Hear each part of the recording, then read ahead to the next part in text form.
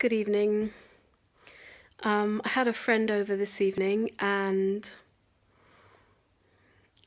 we we had a kind of friendly date, I guess, and had a really good catch up, and talked a lot about connection, and a major part of why I do what I do, the orgasmic meditation and coaching, is about how do I want to say this? I guess we're just so disconnected in so many ways. The way that we were talking about the way that we're sort of living on top of each other. London is so crowded, and yet there's so many people experiencing so much isolation. We all kind of keep a safe distance from each other a lot of the time.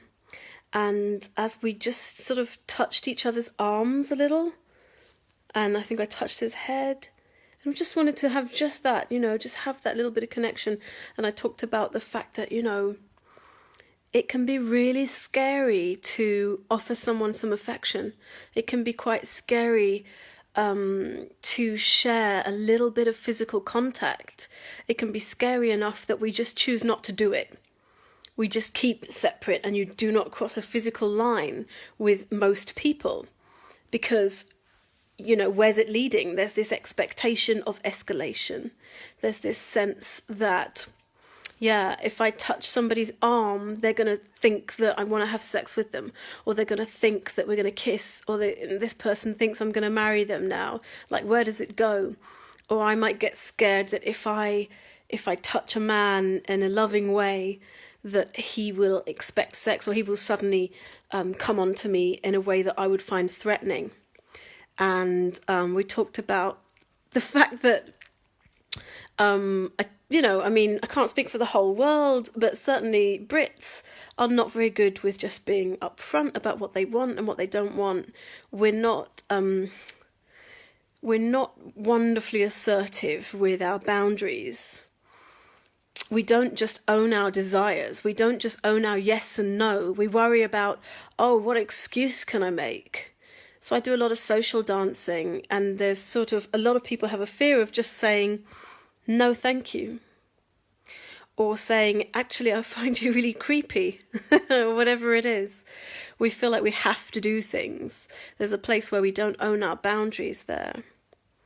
So I just wanted to mention that expectation of escalation, where you feel like, I can't go near this person because of what they might think it means, or what I think it means.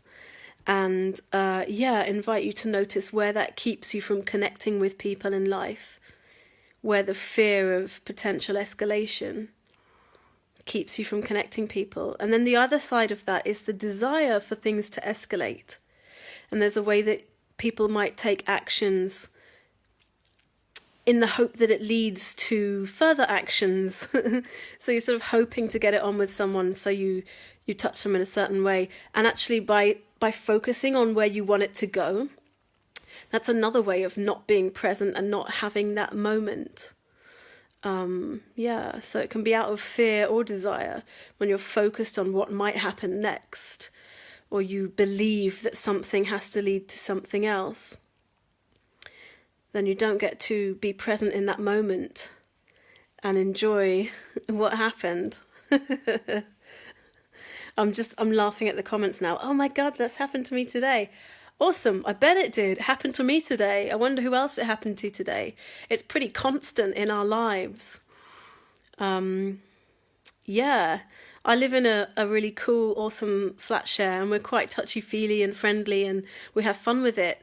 But we all know that it doesn't have to lead to anything else. And I kind of wish that for everybody. I wish for a lot more of that. So where do you notice in your life that you're not actually having the moment? You're saying no to something you want to say yes to in case it leads to something else. Or you're not asking for what you want in case it leads to something else. Or you're saying yes to something you don't really want in the hope that maybe it leads to something else, and then not being present for that step because you're focused on the one after. Stuff to think about. Just going to also mention my hair's looking awesome and then say goodnight. Mwah!